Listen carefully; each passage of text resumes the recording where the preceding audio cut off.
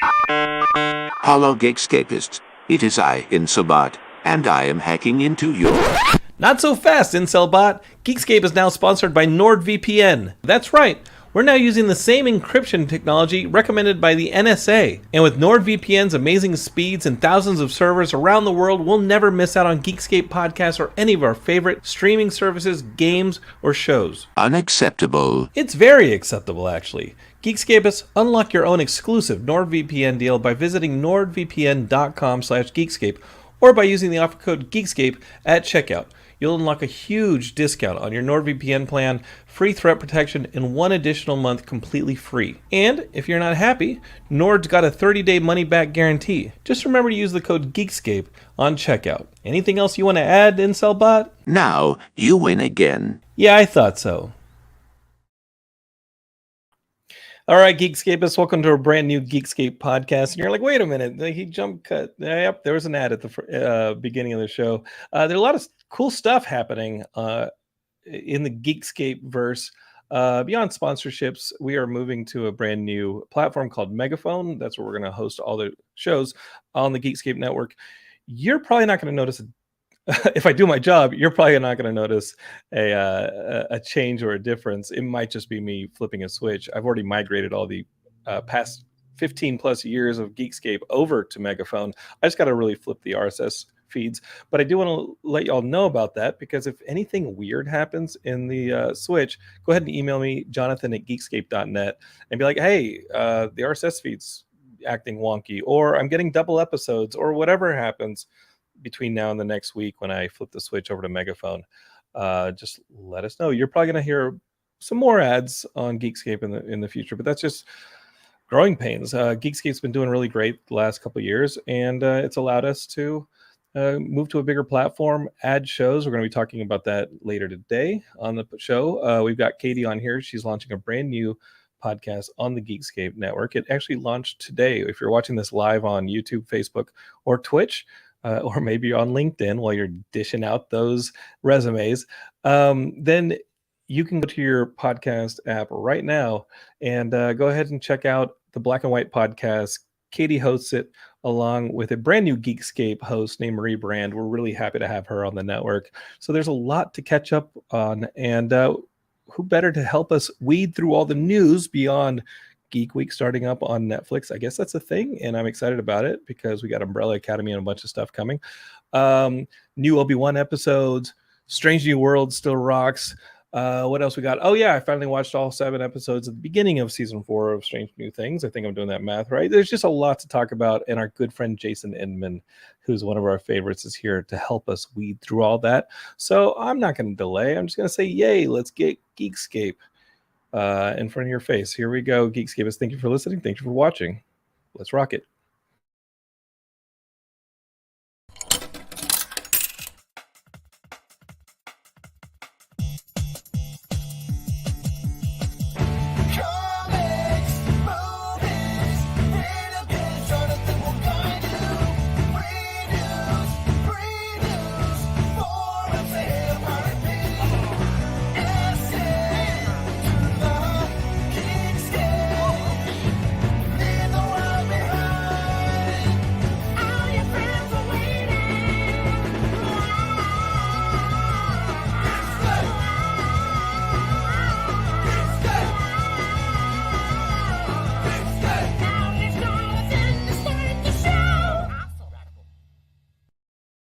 All right, Geekscapists, we're here on a brand new Geekscape podcast. I'm glad y'all are joining me. It's a Monday night.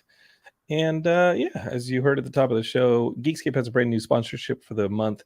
It is NordVPN. So go to nordvpn.com/Geekscape, and they've got all sorts of deals and discounts, including an additional month free on a deal. Use that Geekscape on the checkout, and they'll hook you up. If you don't like it, you got 30 days to cancel. It's all good. I'm actually using NordVPN right now to secure this internet connection to make sure that we're streaming securely and all that. Okay.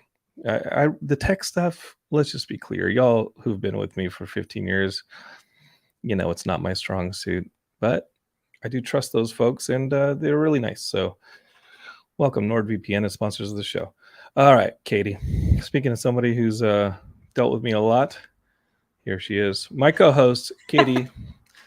Katie Hampton, as I have to get used to calling you. You're going to have to do it. Yeah, because I'm switching it over professionally, so it's easier to pronounce.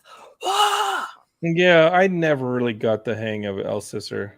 No one does. No one does. Elsa That's Esser, why Elsa El Esser, Sassy Elsa, Pants was the best you could do. Oh, yeah, no. But Katie Hampton, I think I can figure that out. Yeah. So far, so bad. Yeah, we got it. It's like our switch to Megaphone. It's one day we're just going to be all over there and doing our thing. Actually, are you already on Megaphone with this brand new Black and White podcast? Great question that I'm sure that Matt Kelly could answer in the comments section right now. I kind of have just been like, I'm going to produce things, send it off to you, and then could you please do all the other stuff because my brain can't go that far. Well, that's what Matt does for us. We're glad he's here. And Matt Kelly says, I love that ad. Well, I'm glad you love the ad for the Nord folks. It was fun making it, except I had to put up with Incel Bot. He is very intrusive, but I'm glad that we have an easy solution, one-click solution for getting rid of him. I find it interesting that Incel Bot went British recently. Incel Bot is a chameleon. He will use any way he can to try and infiltrate your digital life and exploit it. So Matt Kelly is reporting, but check this out, Katie. He reports that he will be transitioning you this week. Since you only have one released episode, it'll be the easiest one to do. We're live on there now. Any podcast on the network can start bringing their content over. I don't know why we didn't just start you on it. Who knows? It'd be a nice way to familiarize yourself or himself with it. So Geekscape is, again, what I reiterated at the beginning. I'd like to say, if anything weird happens with the feed in the next week, report it. Please, Jonathan at geekscape.net, be like, hey, there's double episodes, missing episodes, stuff like that. I'm actually going through like 15 years of content, one episode at a time, and checking that there were double episodes in the feed. The feed had some really wonky stuff. I used to like update the feed manually using HTML. Like, that's how long I've been doing this podcast. The way you used to do XML feeds was you open them in a text editing program and edit the HTML and upload it to your own servers. And it was, I did that, I think, longer than I needed to, It sounds like a blast. Yeah, you know what? It was like super easy, really short time to do, Super annoying, and all sorts of errors ended up sprouting up over the years that I'm now getting a chance to correct with our good friends over at Megaphone. Big Ink says Incel Bot was bouncing around different servers to find you. He just happened to be on one of the UK ones. We put an end to that. That's all I know is how we put an end to that. And Katie, you have this brand new podcast on the network. What can you tell me about it before we bring our good friend Jason Inman in? It's called the Black and White Podcast. My friend Marie and I, we used to work at a company together, and we always had really great, deep conversations about current events, things going on in our lives, all that stuff. And when we were both laid off at the same time, we were like, you know what? Let's just record these. Let's record these conversations and put them out in the world, and maybe someone can find some value from them. If not, that's okay. We're just another podcast. Otherwise, we have some pretty crazy fun stories. And please feel free to send us an email on my website, katieelsisser.com, and we'll read it aloud on the podcast. But it's a fun thing. We've got a nice little situation towards the end of most of the podcast where we call it But Her Emails, though, and it's all the insane messages that I end up getting on my website. But yes, it's a fun time. We talk a lot. We're actually probably going to get our first guest in the next couple of weeks coming on, and we talk about current events. We talk about the differences between the black and white perspectives. We talk the gamut of things. And yeah, it's a fun time. We go raw. We go very deep and raw. Now, you and I, why do we not have that relationship where we go deep, we go raw? What's going on there, Katie? We've been friends for a very long time. Why do we not have the relationship where we do the real talk? Why not? London, you're a hard exterior to crack to get into the juicy center. You put up a nice facade, sir, but as someone who is a big proponent of therapy and just talking it real. That's what Maria and I do on that podcast. So I'm in therapy every week too. good. I'm Different, so yeah, it's amazing. Different therapists every week. They quit every time. They spend. BetterHelp.com. The last one almost made it an hour. Oh. And I said, "Is that an open window behind?" Wait, no, don't do that. That was last week's therapist. Man. I drive them a little nuts. But That's weird. you and I can have those conversations, Katie. We can get real. Absolutely. Don't worry about that. It's true. I'm not afraid of that. Good. I'm in therapy frequently. I'd say being a geek for therapy is a fun thing, man. Okay. All right. Well, you can learn. I'm excited to listen to this Black and White podcast with you, and I'm excited to actually have Marie on the network. So, yeah. Speaking of somebody who has deep conversations with me, very much so. I went to his birthday dinner on Friday. It was a surprise. His face sank so fast when he saw me show up. No. It was Heidi and I and Ashley Robinson and this man right here, Jason Inman, who we love. And we went to dinner to celebrate his birthday. It sank so fast because my Friday night plans were to flip on NordVPN and watch all of Toast of London because I would say that I was in the UK and you can watch it for free on Channel 4. That's right. I did plug your sponsor. Oh, that's right. That was really creative how you went there. And also I do. That's the thing I do with NordVPN. I watch all the BBC's content for free. So you can do that. You can pretend like you're in a different country using a different server, and then you watch their stuff. Look, that's during great. During the pandemic, I will say that my guilty pleasure is The Amazing Race. Yes, I know it's an old person show, but I love watching The Amazing Race. And my wife and I caught up on all the American seasons. Well, what were we to do but find out that there is Amazing Race Canada, there's Amazing Race Australia, and with the help of NordVPN, we said, hey, we're in Australia, and we were able to watch all of it. We said, hey, we're in Canada, we were able to watch all of it. I have now watched every Amazing Race franchise that has ever existed. Thank you, pandemic. And also thank you, NordVPN. But these have to be in English-speaking countries, because if you watch like Amazing Race Russia or something... Yeah, we didn't go that far. Yeah, we only went for the English-speaking ones, yes, of course. Could you imagine Amazing Race Russia? Is that just Stranger Things Season 4? But I will say the thing you notice very quickly is that you notice that they all steal from each other, so you'll see the same challenge across international borders. It's the same producers, and why not? They probably have a handful of writers that just dish this stuff out. Matt Kelly says, I love that Jason is teaching Jonathan how to use the product that he's sponsored by. You got to learn somewhere. I just want to sell that product out. I not only am I what do they say, like I'm not only a client, I'm a user. Yeah, whatever. Yeah, I mean, whatever that is. Yeah. That being said, Matt, hold your horses, because I actually am a NordVPN user from way back when. Speaking of Russia, I used it when I went over to Crimea. Remember when I went to Crimea for like 10 days to do comedy and work with students over there in summer of 2019?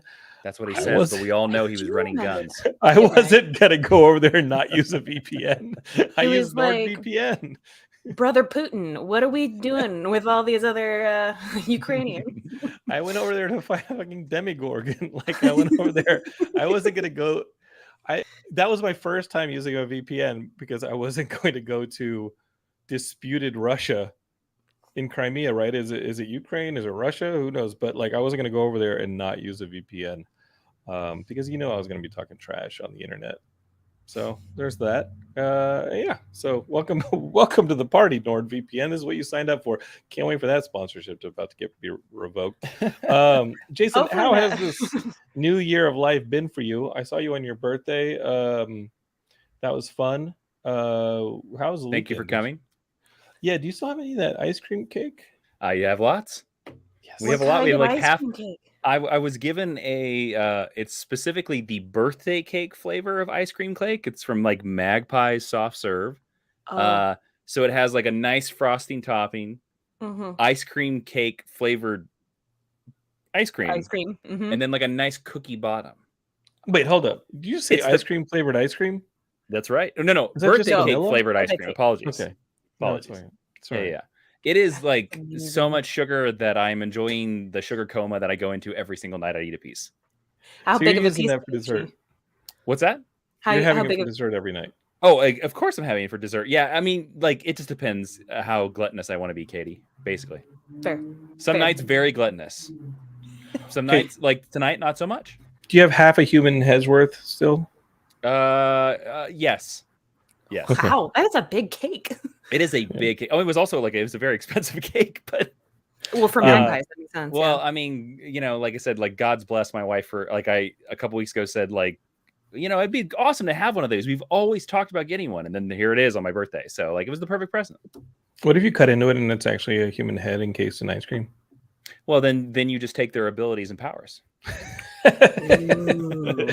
I was very happy to be able to attend your birthday dinner. And that was fun. But that look on your face when I walked in and you were like, this guy? Yeah, I Can't know. say it was the first time I'd seen it. Every Comic-Con, right? Every single Comic-Con. Speaking of Comic-Con, I started filling out all the forms to get our booth up and running. Like the sales forms, there has to be like a height and variance form in case you want to like build anything crazy up and out of the of your booth, the allotted space. There has to be an adult materials form, which means that when you come to sign at the booth this year, Jason, no weird stuff. Okay, you got to keep your clothes on this time, all right? Because I It's our signed a form bestseller. saying there's going to be no adult materials or nudity at our booth, all right? And that goes for Matt Kelly as well. I know he likes to get a little randy when it comes to attracting people onto the network. It goes for me too. This is going to be like my first Comic-Con with you guys, and I can't get nudie at the boothy. No, you're wearing a burqa. Oh, You're gonna dress like I mean- Shane. You're gonna dress like Shane in like a what is like I'm going to be drunk the whole time, or Yeah, no, oh no! What do they wear? The Inuits wear up there like like a Eskimo, like a nice you hood. can't call them that, Katie. You cannot call I'm them. so sorry. I didn't can't realize. Call them that. Oh, I think Beautiful. that's no. But Good to know. all right, let's actually talk about some geek stuff now that we've caught you up on the going ons here at Geekscape. I think we've all been watching this Obi-Wan Kenobi show. Shall we talk about the Obi-Wan Kenobi show? I'm unfamiliar with this character. Y'all Who know is this character, Obi-Wan Kenobi. So 3 episodes are out. We're halfway through the season. Is that correct? We have 6 That is episodes correct. going on. Mhm. We're halfway through the season. I gotta ask, y'all down with this Obi-Wan Kenobi? I am. I will just put it out there right now. I think it's really fun. I've been really enjoying it so far. I know that we've got some issues going on here, but I will just say outright, I'm a big fan. I've been enjoying the story, and I can't wait to see more. I'll say this. Obi-Wan Kenobi is my favorite Star Wars character. And I do think Ewan McGregor can read a phone book and make it interesting. So he is, in my opinion, doing a lot of heavy lifting. But I will say, like, if there's one thing I could say about this show, and I don't know if there was any other way we were going to avoid this. This show, I think, can be described in one word. Unnecessary. And I'm enjoying watching it, and it's cool to see the things in it. But also, when I think about it, I'm like, does this add anything to the Star Wars lore? But I could have said that about, I think, almost every Star Wars live action show thus far. It seems to be the eternal Disney Plus problem of, does this add anything to the ongoing storyline? And the answer so far has been no. But I will say that of the Star Wars television shows so far, I am enjoying this one, I think, the most. And I'm putting that at the feet of Ewan McGregor, again, who can make a phone book interesting. Yeah. I would say that I'm not enjoying it as much as The Mandalorian, the first 2 seasons of Mandalorian, simply because I think Star Wars has a nostalgia problem, and it goes back to the prequels. And I think the way to get out of this stuff is new characters, and Mandalorian was a brand new character. Grogu, in a sense, was a brand new character, and those are characters whose fates are not determined already. And with the prequels, I really felt like you were just watching a ball and a string get pulled across and say, okay, I know where the ball's going to end up. This is not necessarily fun. There's not a whole lot of surprises that are going to end up here. I feel like the series is roughly the same. Fantastic performances be damned. they just have a nostalgia problem, and I worry that now we have a babysitter's storyline in the same way that Mandalorian became a babysitting storyline, and if they're not careful, we're going to have baby Darth Maul getting transported across the galaxy in the next Disney Plus series. But I'd like to get back to characters who are original, unique. I know we're getting like a 12 episode Andor series at the end of the summer, which looks great. It does. He's going to meet a whole lot of people who are going to die, and I hope you care about him. But the strength of the show, and I think this goes to let's just talk about the racist criticism that was going on with Moses Ingram. With Moses Ingram, yeah, Moses Ingram might be the most interesting part of this show, just because you don't know her fate. At least I don't think we know her fate, does she? She's not a character from Rebels. The Inquisitors aren't necessarily. Yeah. I will say that in the Fallen Order game, the Seven Sisters were introduced, and I don't know if anybody's played that game. It's fantastic, and they're coming out with a second one. Should be great. It's a speeder bike chase going right past my window. I think 3 of the Seven Sisters are on there. That's pretty cool. Is the third there? Yeah, I'm down with the Moses Ingram storyline, just because, again, you don't know if.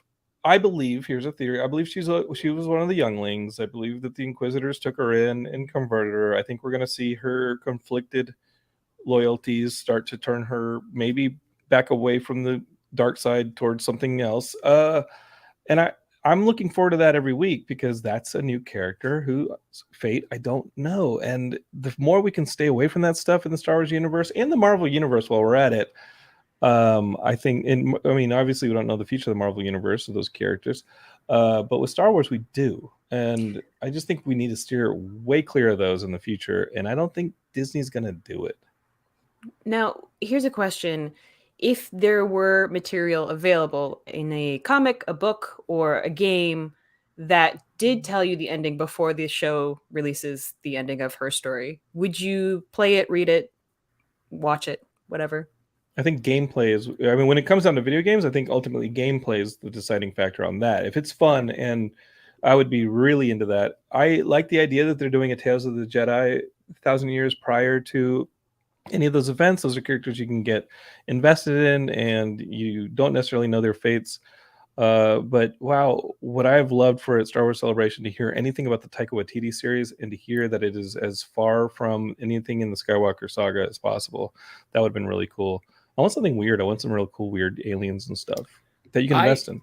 Yeah, what was that? Do you remember, like, before Lucas sold Star Wars to Disney, there was that big announcement about, was it like 1313 or 3131?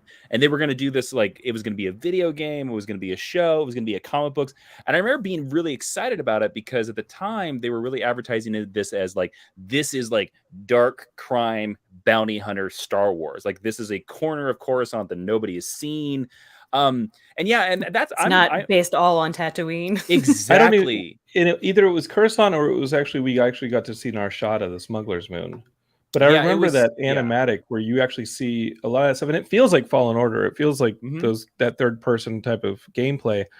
But it was awesome. And our friend Craig Derrick was actually in charge of 1313, and he's told me some things about what happened with that game, and it kind of led into just the sale to Disney, and I don't know how much to share.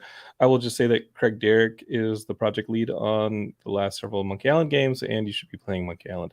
But the stuff that I've heard about the 1313 and the transition there, and how George would come in and give notes, it was time for new voices, and I still feel that way about Star Wars now that we're at Disney and we have infinite resources to make these things, and they look so cool, and these Disney Plus shows look great.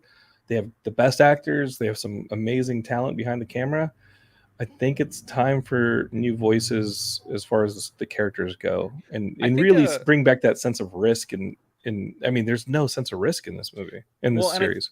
I also think there's another problem with Obi-Wan, and it's a problem that it's the same problem I had with The Mandalorian and Book of Boba Fett, is that the chase scenes. Well, that and we can go out about talking about the bad actual video editing, but I was gonna say, like, a lot of this modern Star Wars have been a cake that is all frosting but no cake. Ooh. Like the You're minute still you eating that chop- every night, though. Yes, and I love it. I'm going to keep eating it every night. But at least there's a cake underneath my frosting. Obi-Wan Kenobi, when you think about it, right? Like what is the story they're telling here? I mean, Get off my lawn would be cool. The It's kinda what it transition to became. Alec Guinness. well, exactly. But we know that he's going to do it. Like we know that he's going to learn because we've already seen it. So in terms of like taking the risk, there is no risk here because again, we know that he's going to do it. We know Leia's going back to Alderaan. We know Darth Vader is not going to kill Obi-Wan. We know the only excitement is what Jonathan was saying, the third sister, because we literally don't know what is going to happen to that character. I assume they're all going to die. I assume every Inquisitor is going to die. But it is interesting what her journey is going to be, especially with sort of the themes that they seem to be writing on. If this is a problem that started with the prequels. Ultimately, we went into the prequels thinking that we knew the relationships between Obi-Wan Kenobi and Anakin.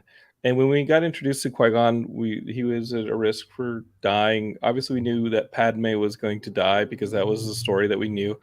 And the problem was that those stories played out over 3 movies exactly as we predicted them to be. And we're told they were.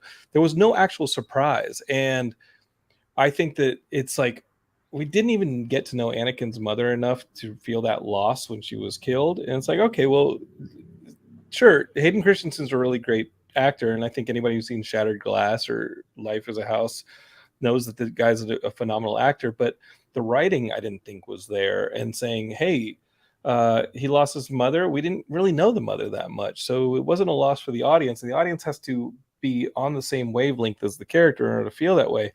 But knowing that we did know Obi-Wan, knowing that we did know Anakin, can you imagine? Like, I remember being a kid and it went over my head because I was too young. But I mean, as a child in the 80s, everything was Luke, I'm your father. And just how you just heard about how the audience was shook whenever Darth Vader, and I know I botched the phrase because that's not the exact quote, but whenever Vader reveals that he's Luke's father, the entire audience went nuts. There was an opportunity in that first trilogy to think that you knew the relationship between Anakin and Obi-Wan and then Padme, and there was an opportunity to flip that on its head, and he didn't do it. There was an opportunity to say, hey, this wasn't just a love story.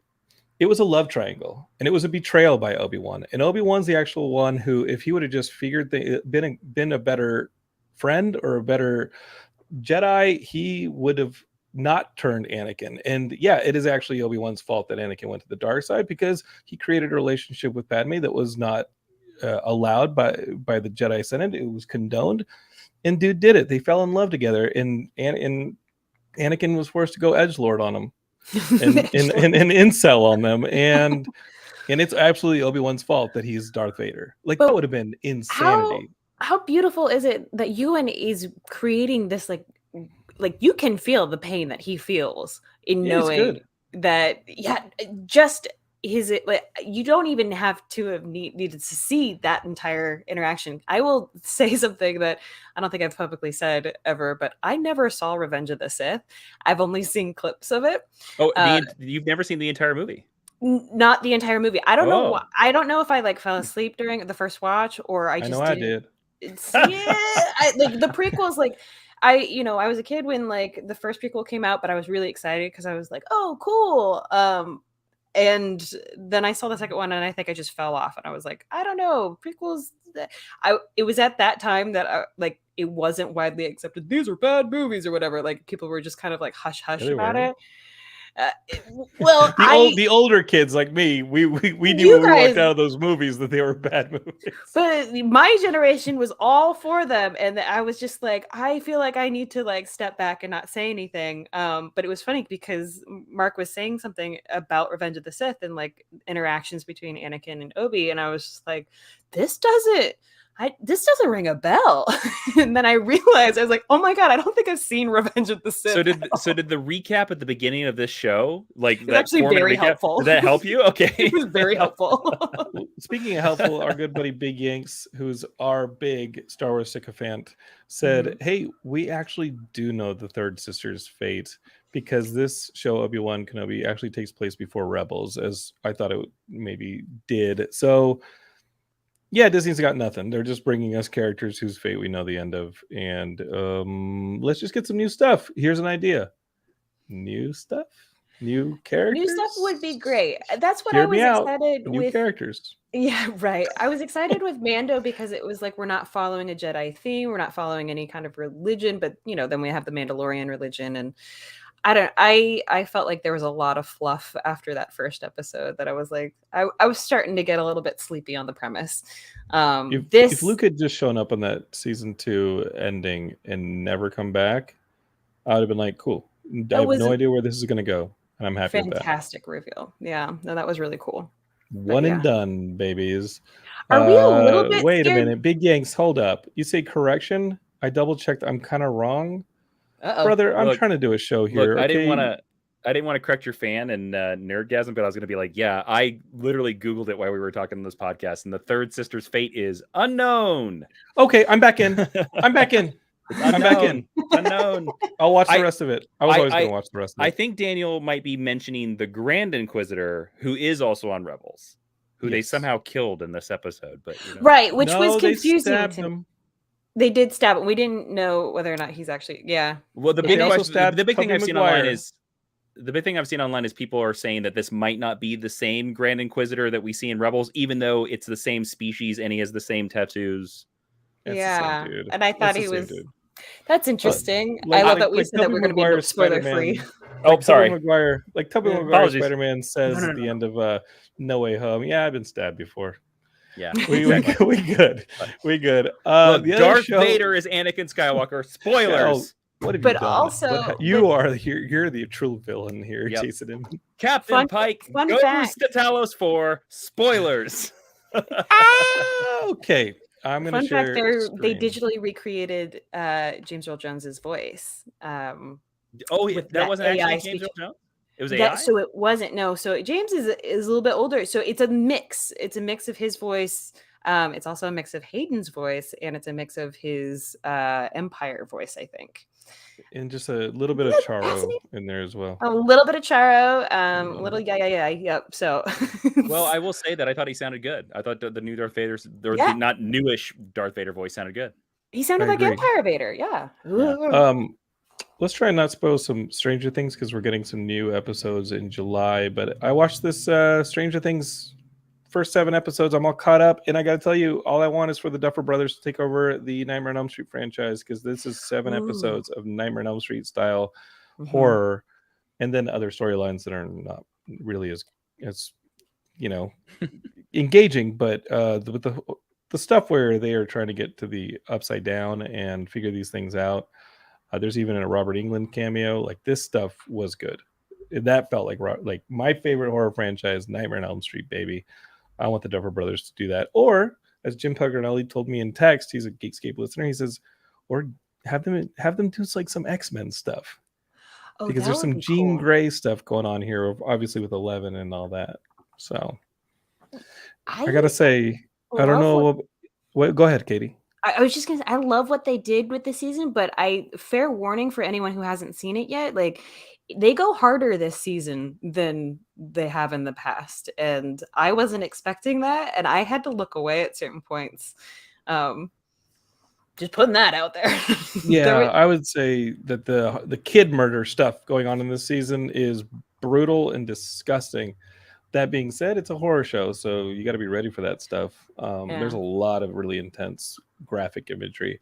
I will say, I was glad that they put a little thing in the beginning of like, hey, just so you know, this might be a trigger warning for a lot of people.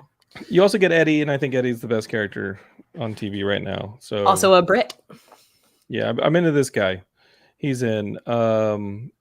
Matt Kelly says, "Oh man, I'd be hard pressed to think of people more talented with drone shots than the Duffer Brothers. Those shots are never not jaw-drippingly gorgeous and computer generated in most places." I don't know what you're talking about, Matt, but yeah, there's a lot of amazing CGI stuff. He's like, I mean, those upside down shots are nice and raw. Like, they do practical.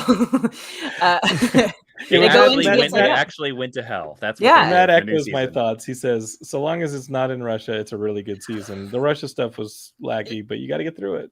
Yeah. I mean, yeah, I wasn't huge on that, but Jason, what do you think of it? I have not seen it At all? because I don't watch I don't watch Stranger Things. I apologize. Oh It's too no, that's scary. good.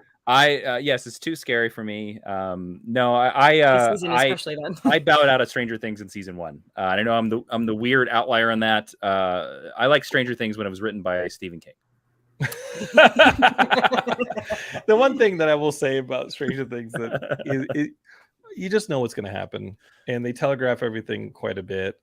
And you can't introduce like a light bright without knowing the light bright's going to be the linchpin to a major scene. And I'm just worried that the next 2 episodes and then season 5 is gonna be like, oh, there's a Teddy Ruxpin that won't be used to communicate with people later on and decode a message.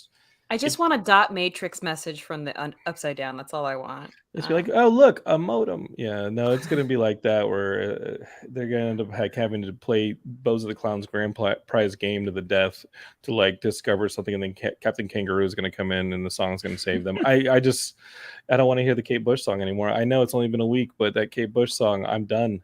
I love it. Done. Yanks keeps messaging me memes and things with that song, and honestly, give me more because I love it. I think it's hilarious. I'm running down and away from whatever hill that song continues to play on. So that's the hill I'm running on. Matt Kelly. How beautiful is it that Kate Bush is now getting a resurgence as an 80s centric song, when I don't think even in the 80s Kate Bush was like that big of a deal, which is really cool.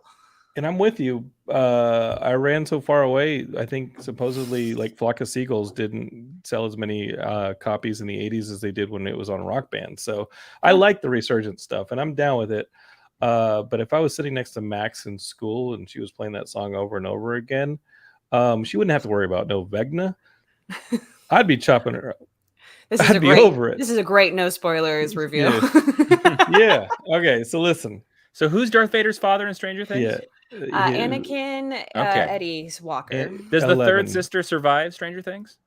Several times over. Only during the campaign, not during the actual. Got it. Yeah. Matt Kelly says, I'm unsubscribing for the snark of London. Yeah, but we'll sit through Scott Rogers' monologues about the deterioration of the politics in the United States. 15 hours of a horror movie night. Okay, I see where your priorities are, Matt.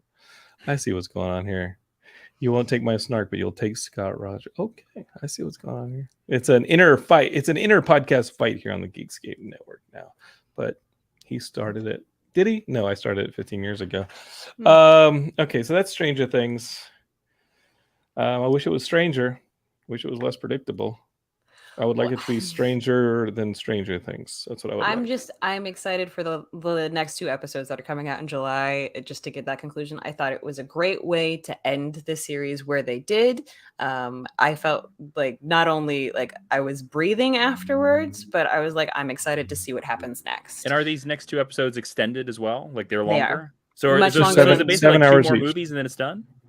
No, so after the 2 episodes that end this season, then we're going to get a 5th season, and I think that's the end. And I don't know how long those are going to be. Oh wow! I thought this was the final season of Stranger Things. When's this thing going to end? I don't think so. When is Stranger Things going to finally kill Baby Yoda? Come on.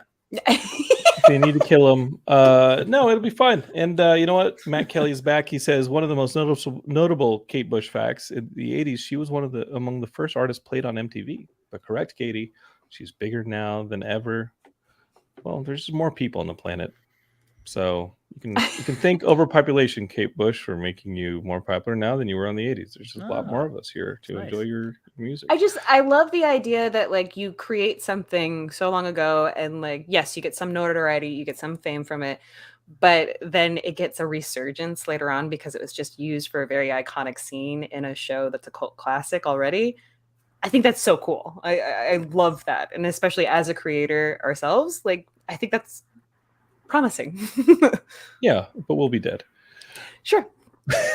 Yep. Let's talk about the best show on TV. This is the best genre show on TV. It's Star Trek Strange New Worlds. I mean, all respect to the Obi-Wans and the Stranger Things and this and that, but if you're not watching Star Trek Strange New Worlds, and this comes from somebody who's not a Trekkie, as y'all know from listening to the podcast, this show rocks. It's so good. I'm a Trekkie now. Yeah. How is this happening? If you were to have, welcome to the club, Jonathan. yeah, Thank man. Oh, you got that's so cool. I have the comm badge right on the desk here. Yeah. Oh, that's so cool. Star Trek is my favorite franchise. Yeah. You know, it was funny because my mom was very into Next Generation, and my aunt as well. She has a cat named Jean-Luc. I love Facts. Yeah. And it was it was a nostalgic thing in that like it felt like all of the like the whooshing of the doors and just like sort of the muted tones of Next Gen was very familiar to me. I rewatched it as an adult and through the entire thing just because I was doing a thing with the Bridge Crew on VR, and it was a whole series. So I wanted to like make sure that I knew all of this stuff, and I fell in love with Next Generation because it has that nostalgic thing. It also has a beautiful way of just taking a story and kind of scientifically solving problems while making it its own genre. Each episode truly episodic while being serialized. I don't know if you guys would agree with that. And I feel like this show, as well as Lower Decks, are the first shows that are able to recreate that in like a very sincere way. And I'm very excited. No, it's a great like Stranger Worlds is like a great, and I think part of the reason why it's so great is because it's so hard nowadays to find dramatic media that is positive. Because that's what this is like you know, the difference between this and Obi-Wan is that, and you can make the argument that this is very similar to Obi-Wan, where it's like we know where Captain Pike is going. Like it was literally spoiled in 1967 what is going to happen to Captain Pike, and we know where Spock goes. We don't know where Number One goes, and we don't know where a bunch of the other people go. But the difference is with this is that it is one, it is positive, and then two, instead of just telling us a story that, you know. We know where Captain Pike's ultimate destiny is. Like we know exactly where he's going to go. And but he does too. They're winding enough into that to make you think like, oh, there's a chance that he might break this destiny. There's a chance that he might get out of this. And I think that is the reason why I think this is resonating. I see more people talk about this show than Obi-Wan, than Stranger Things, than anything on the internet right now. I constantly am seeing tweets like every day where people are like, why is Strange New Worlds so damn good? It just is. And, you know, it's just the actors, for one, are just phenomenal. They do a fantastic job. I think it's the sincerity and, like you were saying, the positivity. Mm-hmm. Like you can be presented with these different like issues or like situations or dire circumstances. And instead of something like a Discovery or a Picard, like it doesn't feel as dire. Like it feels a little bit more safe in that they're like, we are going to work together and we are going to solve this as long as we do the right things, you know, in the right order, in the right way, or whatever. But you finally get to a conclusion and it feels satisfying. Like it doesn't feel like, oh, this is going to come back and like haunt us for the rest of the series, or, you know, like it doesn't feel so dire, which is something I think, especially after becoming such a big fan of Ted Lasso, it's just something I just need right now to like have a little hope. Yeah, the aspirational nature of the show is refreshing every week, you know. So I'm up for more of this stuff. I think that's something Brett Goldberg, the guy who from Ted Lasso, who plays yeah. So Roy Kent? he Kent. plays Roy Kent. He was saying in an interview that he wants to create more aspirational and positive TV, and I think that we're in a place where we want it. Not to say that there's no place for the child murdering of Stranger Things, but you know, right. This is the show that I look forward to every week, and nobody's more surprised than I am, you know. And I think that we might get some fun aspirational stuff in Miss Marvel next week when that hits. I mean, it's gonna be crazy having a Star Wars show and a Marvel show on TV at the same time, and a Star Trek show, premiering new episodes, and a Star Trek show. It's a good time to be a geek, folks. One thing that we've been like getting teased about for a long time that we're finally going to get is Neil Gaiman's Sandman is finally upon us. They've been trying to make this show for decades. Like we are finally getting a Neil Gaiman Sandman. Jason, you've read Sandman. You're super familiar with it, and you still have patience for DC. Tell us, like, from what you've seen, they launched a brand new teaser trailer today as part of Netflix's Geek Week. What is your take on like what you're seeing compared to the books that we read in the early 90s? Because I do not have a refresher on Sandman. I remember reading these things as they came out. Okay, They're so confusing. well, that's the thing. First off, I would say that I've said for years that I've always thought that Sandman, like Watchmen, is almost unadaptable.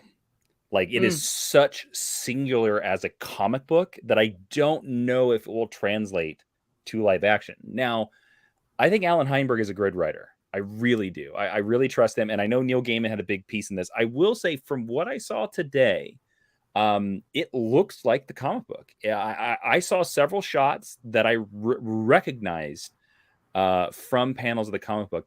It'll be interesting because, as we know with Netflix and we know with the Stranger Things and the Obi-Wan and the streaming and stuff like that, they're obviously focusing on the Morpheus-ness of it and the idea that launches the original comic book that Morpheus was captured.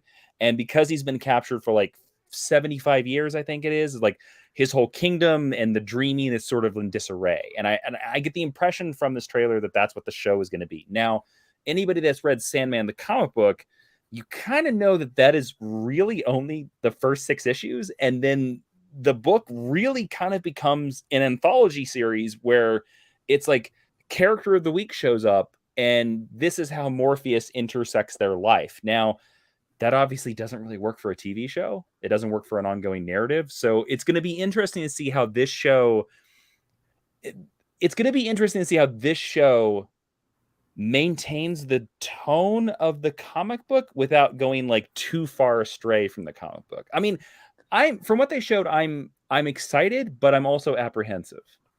But if they introduce Death in this, right? And let's see the first season, they're introducing characters like Death. They're introducing his older brother, right? His younger sister. Was younger sister. Younger sister. Oh, okay.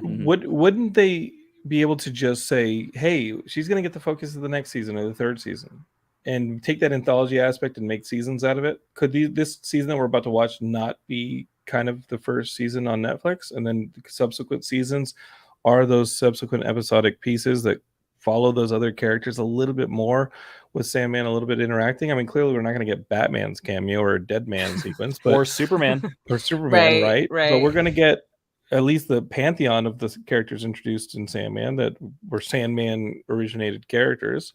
Are we getting Constantine? We are. Okay, so here's an interesting thing about this. So John Constantine shows up in the Sandman. He only shows up like in the first like 20 issues before.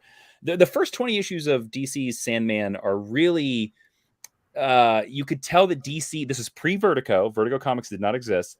And DC was like, oh, we don't know about this weird, moody character. So let's have cameos from Superman and John Constantine and Swamp Thing. And then after that, the book sold pretty well. And but then Hot Topic started up. And Hot Topic started up. And once Hot Topic was in the malls, it just wildfire. Yeah. So they separated it off and the DC characters did not show up. Now, in this series, we're in a weird Warner Brothers snafu bit. And here's what's going on. John Constantine, for some reason, is like locked up under this Justice League Dark movie that's been in developmental hell for years. That's the reason why John Constantine had to leave Legends of Tomorrow. So the way they're getting around it in this series is they're making the character, I think it's Joanna Constantine, and it's played by the actress that played Clara in Doctor Who. Oh, cool. Now, the interesting about that is in Sandman, there is a story in Sandman where they met Joanna Constantine, and she was John Constantine's like 19th century ancestor. So what they're doing in this version is that they're going to have that character in the 19th century, but they're also going to have like a Johanna Constantine that's in the 20th century, and they're just going to have the same actress play both characters. Whoa. So I'm fine with it. It's an adaptation. I'm fine with that. You still have your original books, Geekscapists. You're still going to have them. So don't get too crazy. And there's a lot of Sandman. So you're right. There is a lot. My big hope on it is anybody that's read the Sandman comic books, you know that one of the really coolest ongoing storylines is every time Morpheus checks in with William Shakespeare. And if they do this if they do that, I will give this series a pass because like that is my favorite storyline from the entire comic books, and I believe it's the storyline that won Sandman the Hugo, and Sandman's the only comic book to ever win a Hugo. That's pretty cool. Yeah. Okay, so let's talk video games real quick before we wrap up. And this is something that we were talking about. Yeah, Katie and I are held hostage on this thread, this chat, and I got to tell you, I started it. I wanted the Geekscapists to like talk amongst themselves, people involved in Geekscape like Matt Kelly and Derek and Shane.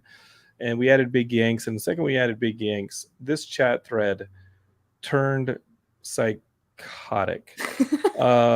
Big Yanks, I don't know. I mean, I think he feels like the one that doesn't come to Comic-Con every summer. He's the most like detached from the group. So he makes up for it by chatting nonstop during the day. And we love Big Yanks. But I got to tell you, it is fun to hang out with these kids throughout the day. I definitely miss them. I'm looking forward to seeing them at Comic-Con. But one of the big pieces of news that we talked about today was the limited run games panel. And I know that we're not getting E3 this year, but limited run games, what they do really well is they bring back old retro games and they give them like special editions. And in the chat, what was I doing? Oh, I was cutting that ad you saw at the top of the show. As I was working on that ad, I looked down and there's 54 texts in the chat over the course of about an hour. And everybody's getting crazy between Big Yanks and Shane, mainly Shane. They're getting crazy about all the announcements they have coming on in these limited run games. Some of these are huge. The ones that I think are really cool for me are, I love that the Shadowrun trilogy is returning. It's going to be on PS4, Switch, and Xbox. That's this year. We're getting at Star Wars Knights of the Old Republic 2 on the Switch and PC this summer. Teenage Mutant Ninja Turtles Shredder's Revenge is like a retro arcade style Ninja Turtles game. It's a brand new game. It's going to be great, and it's going to come with like an art booklet, sprite stickers, reversible cover. What I like about it is I love Turtles in Time. I love the original arcade games, and this is like a fresh one. Yeah, and it's on PS4, PS5, Switch, Xbox. Here is one that completely took me by surprise. We're getting Doom 64, Doom Eternal. The one that took me by surprise was we're getting the 8-bit Bill and Ted's Excellent Retro Collection. There were 8-bit Bill and Ted games that we're getting retro versions of returned. We're getting, I said, Doom 64 and Doom Eternal. That's kind of cool. A lot of these are completely wrapped up in licensing. Blade Runners are getting the enhanced editions. I mentioned the Shadowrun games, which were some of my introductions to early top-down 3/4 PC gaming. This is the big one. Night Trap is coming to PS5 in July. Night Trap was that live action game where you had to pick the rooms and there were vampires and the girls were running around in their 90s. And it got banned. Yeah. It was like Tipper Gore's main game for like banning video games. It was Night Trap. Remember when they brought that up in Congress? They did to bring up like ratings on games. That's the. It was why you would get a Sega CD, was Sonic CD, and playing these live action games where like Kirk Cameron's like in Sewer Shark or whatever. You know, remember when like CD games like started out in the early 90s and it was like, oh my God, there's real Hollywood actors in them. So the late Dana Plato was the name of like the most famous actress in Night Trap, and she's having a sleepover. No, there's a sleepover, but the sleepover is getting infiltrated by vampires, and Dana Plato works for this agency that is trying to infiltrate and capture the vampires and know what's going on here. And she's the one that's always turning to the camera and be like, hey, follow me. You got to flip the switches to catch them. It's garbage. The game is not great, but was it super nostalgic to see it announced today as getting a special edition on the PS5? Yeah, I'll throw a couple spins on the Night Trap for sure. You got that PS5 money? No, I got to get that PS5 first. First of all, I still don't have that PS5 either. I still don't either. But I mean, supposedly they're gonna start coming out. I mean, the graphics card thing has been solved, right, Katie? That I wouldn't say solved. It's better. You know, people are still gouging, but for the most part, they're producing more than they have been. But there's it's a lot of it's tied up with crypto stuff. And Oh, people- great. Our favorite. Yeah, our I favorite love the conversation. crypto stuff. Yay. Oh, great. Yeah, no, there's like there's a video of like a bunch of tractors running over graphics processors in I forget where in the world, because they're like to stop people from mining Bitcoin. And I was like, can I just have one for my computer so I can play my silly games? I don't know anything about this, but I'm telling you, the PS5, I'm going to get a couple of those PS5 games. PS5 is the one I'm circling. That's the system I want. Yeah. I'm going to, You're gonna ask for it for your wedding? No. But Really? no, Johnny can get his own PS5. But that being said, I'm going to get that Night Trap Putting it game. on my registry. I'm going to get that Night Trap game so that I can. The Night Trap game, there's a scene, and I've talked about it on the show before. It's one of my favorite scenes from my childhood is playing this Night Trap game and getting so far that the vampires have all come out. It's clearly there's a vampire infestation in this house. You can save the girls. If you don't save the girls, you end up dying and the game has to restart, right? So this is how the game plays. You switch cameras and you have to catch these vampires when they're over these trapdoors. And when you hit the button, the smoke comes out and the vampires fall through the trapdoors and then you got a vampire, right? So the whole game is you have to be switching cameras to make sure that nobody's in danger and getting vamped. And you have to catch these vampires when they're going over the trapdoors. As the game progresses, lots of vampires start pouring into this house. They're all actors, and it's all live action, and that's exciting because you haven't seen that before, and it's 1992. But if you get good, and young Jonathan got good, you get rewarded with like a bit of a respite scene where like you've just gone through like some really like high stress situation, switching cameras, catching vampires, and now the cavalry is coming and they're convinced that the vampires are a problem, and you have these dudes with machine guns swarm into this house, and they're like, something's going on, and I'm like, finally I get some backup, these big guns. And one of the big guns is this big African-American actor. He's jacked as hell, and you're like, this is the end. This has to be the end. The vampires are toast now. And he's standing there, and Dana Plato is trying to convince them the vampires are in the house. And this dude, most famous line, maybe one of the most famous lines of my childhood, goes, "Vampires, you gotta be jamming me." Gotta be jamming me? You gotta be jamming me. As soon as he says that, a vampire comes up behind him and kills him, and it was like Game of Thrones before Game of Thrones. You think the whole tide is going to be turned in this sequence where the guys with guns show up and the good guys show up. They all start getting taken out within like 30 seconds. They get taken out, and you're like, no, this is turning bad. And now it's up to you to keep flipping those switches, flipping those cameras, and save the kids from vampires. And that was like Red Wedding to me when I was a kid. I was like, holy shit, all the good guys are here. This game is this is the end. This is the end. And then all of a sudden the good guys are just getting wiped out by vampires. And I was like, oh no, there's still a lot of gameplay left in this. But it all turns on, you gotta be jamming me. You gotta be jamming me. Vampires, you gotta be jamming me. We gotta make that a shirt. Behind the couch and then he dies. If you want to see some really great behind the scenes stuff of that, High Score on Netflix is a great documentary about video games. In episode 5, I think it's episode 5, they talk about violence in video games and how it becomes like a congressional hearing. And they bring up Night Trap and scenes from it. And it's so campy and ridiculous that like you wonder how games got to be as violent as they are with all this. The whole thing, I think Tipper Gore, Joe Lieberman were the ones bringing that in rap music to Congress and saying, we got to do something about this. Our kids are getting perverted by video games and rap music, so we got to put warning labels on everything. And Night Trap didn't Night Trap actually got pulled. Night Trap as being the one that was like the big problem got pulled. But yeah, that is what's going on in video games. So Jonathan finally has justification for buying a PS5. He's going to play a game from 30 plus years ago. That's why I'm going to buy a PS5, is to play a game from 1992. It seems like an appropriate use of the money. Yeah. Yeah. Yeah, don't put it on your registry. I can play this game from like 1980 something. Yeah, and I heard there's going to be a Sega CD Mini coming out too. Of Ooh. course. In the same way there was a Genesis Mini, I heard the Sega CD is getting it. But honestly, the That's, Sega CD, if you're that's not the one doing live system action, I know everybody was jonesing for, the Sega CD. I loved the Sega CD. But again, I loved it because of the Give me a live action Dreamcast games. Mini, you cowards. Yeah, how great would that be? A Dreamcast Mini would be cool.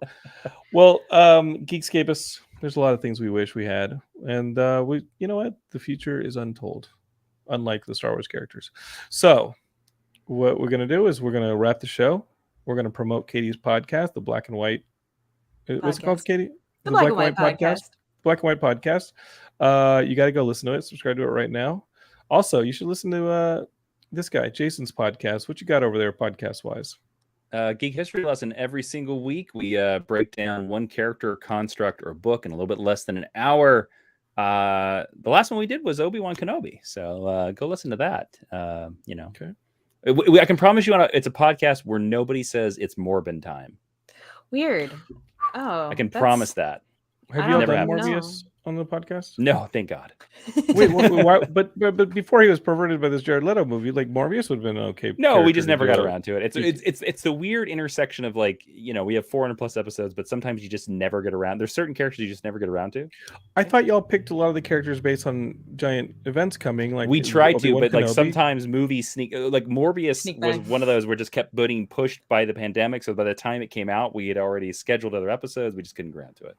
No, that one needed a special. That needed a Morbius 2-hour special. Talk about Dr. Michael Morbius in the Well, Spider-Man universe. Everybody's favorite He's character now. We'll see. Well, I mean, Sony said he's a Marvel legend, so you need to respect that. All right, that's fair. That's fair. Okay. But no Morbius episodes. But come over. It's on everywhere you can listen to podcasts. Geek History Lesson. Okay. And this is Shane in Alaska. He says Sega has said that Dreamcast Mini is on their radar. Oh, I wow. hope so. That'll be fun. All Geekscape let's keep Geekscape on the radar. Not just the Geekscape podcast, but we got shows like Horror Movie Night, and we got the Black and White podcast with Katie on it. Just search for Geekscape on any of your podcatchers. Search on the Geekscape website. We're going to have a brand new Geekscape website where you can see all of our shows in one place and be like, oh wow, this looks like a reputable network instead of an imitation blog from 2010. We're working on a lot of things here. As I said at the top of the show, we work on a lot of things, so just give us time. We got many resources. What you got, Katie? Is it gonna be a .net or a .com? That's It the will always ultimate be a question. .net Okay. because we're a network. There And you you go. are helping that, being our 21st show, I believe. Hey, So we're a network. We're not looking back. we can drink now. Yeah. Yeah. Geekscape follow Geekscape on any of your social medias. And of course, thanks again to our partner, NordVPN. Go to nordvpn.com/Geekscape and use the offer code Geekscape for your discount, your extra month, and all sorts of cool stuff over at NordVPN. Like you can watch shows in other countries, like my good friend Jason does. All right. For Katie and Jason, this is Geekscape, and we'll see you next week. Peace.